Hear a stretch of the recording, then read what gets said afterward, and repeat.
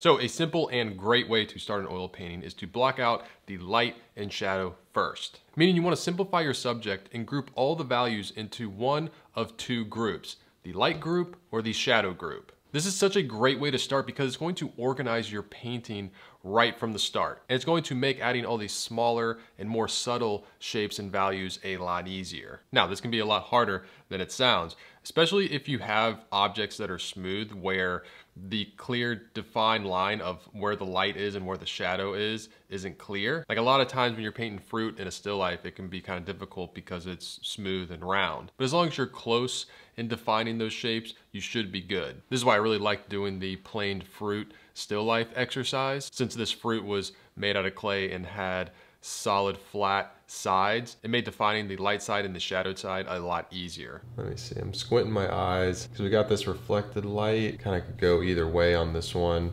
I'll say that's shadow, so this is the shadowed side. You're like wondering, oh, like does this go into light or shadow? Squint your eyes, it's pretty obvious that's going into shadow. So I squint my eyes and I see, but you can see how we're already getting, like we're already communicating the form. I'm kind of going to the darkest light value that I can. I want to be able to build dark to light. Just blocking out the big shadow shape.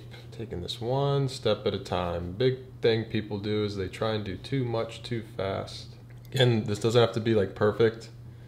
This is just an average. And in this painting, I actually blocked out the shadowed side during the wash under painting. I feel like I do this a lot. When I'm first drawing or blocking out the scene with thin paint, I will block out the light and shadowed sides. You know, sometimes I'll even take some paper towel with paint thinner and wipe off some of the tone of the canvas to get the lighter shapes. It's kind of like a little half step before I introduce color. Once I introduce color, I'm still going to just block it out in light and shadow with flat color. Doing an underpainting like that offers just a little more guidance. Now, I talked about this before in other videos and how the first time I saw this was in Kevin McPherson's books. I've talked about his books a lot. I just really like his approach and his way of breaking a painting down and explaining it. I highly recommend those books, and I have links to where you can get them in the description of this video. I find it important to constantly revisit this idea because even I forget to do this a lot of times. I'll think there's something more important to start with, which normally there isn't. And this happens a lot with more complex subjects, which ironically are the subjects that you probably should be doing it the most to simplify it right at the beginning. When you have a complex subject like these flowers, what you're gonna wanna do is squint your eyes or find a way to blur your photo and try and just see the dark and light shapes and identify them. Now, I said shapes, not objects. You can see in these roses, I actually grouped 3 of them together in a big light shape. And since flowers aren't hard, rigid objects, when I block out the light and shadow, I'm doing it very loosely. It's still allowing me to identify the structure of each flower, but still being loose and not getting too blocky with the flowers. When you paint, you really want to try and work big to small. And if you're somebody that struggles painting loose, or you want to paint more simply and not rely on details, this is the first step in doing that. And funny enough, in this painting tutorial, you can see I used a blurred version of the photograph. And my plan was to switch it out halfway through with the regular photograph, but I kind of just forgot about it. And I really didn't change to the clear photo until the last 10 minutes of the painting.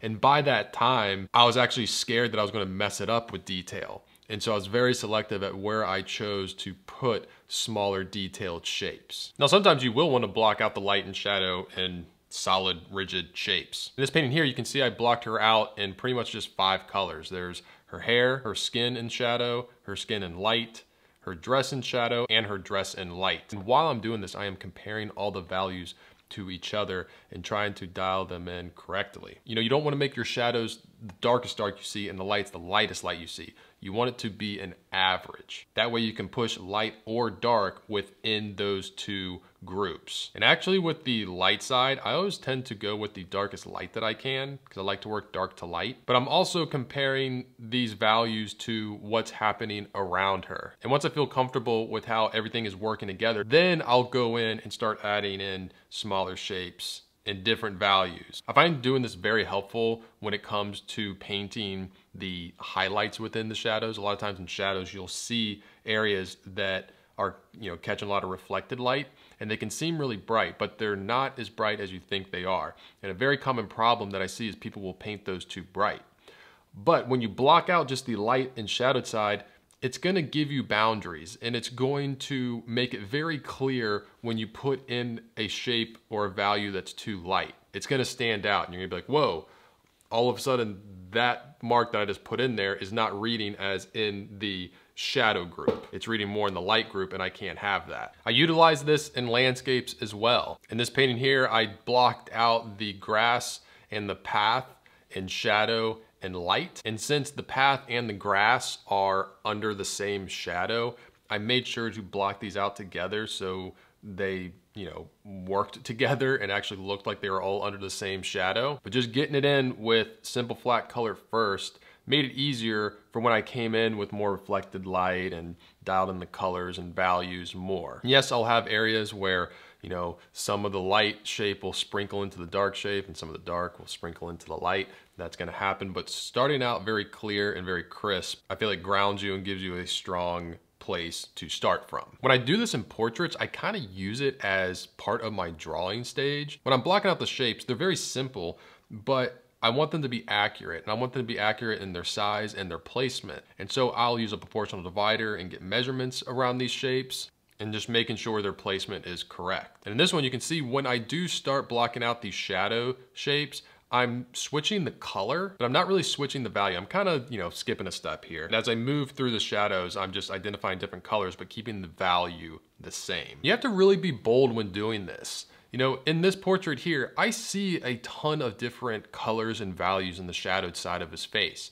But when it comes time to start and just block it out, I'm not worrying about that. I know I'll be able to pull those colors and values out from that big blocky shape. Now, don't get color changes confused with value changes. Like in this turban here, there are a lot of color changes on the light side. And I do change the color, but I make sure to keep the value the same. What's most important is the value. Colors can be off, but as long as the values are right, the overall form is still gonna work. And there's a shadowed side and a light side. All right, quick side note, I get a lot of people asking me about color mixing.